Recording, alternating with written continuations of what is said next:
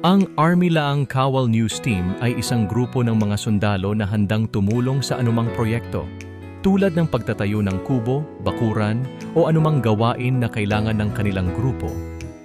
Ang kanilang pagkakaisa at dedikasyon ay nagpapakita ng kanilang pagmamahal sa kanilang pinasok bilang Laang Kawal News Team at sa kanilang pakikipagkaisa sa kapwa Laang Kawal.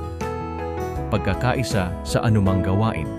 Ang pagtutulungan ng mga miyembro ng pangkat ay susi sa tagumpay ng kanilang mga proyekto. Pangalawa, pagiging handa. Getting ready.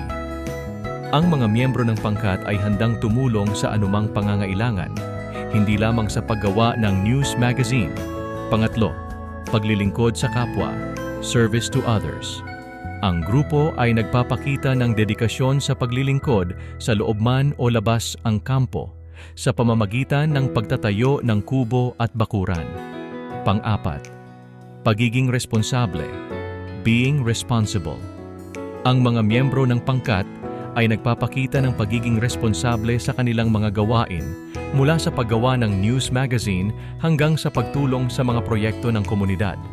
Sa pagtatapos, ang kwento ng Army Laang Kawal News Team ay isang magandang halimbawa ng mga positibong katangian na dapat taglayin ng bawat tao. Thanks God, mabuhay ang Laang Kawal News Team. God bless.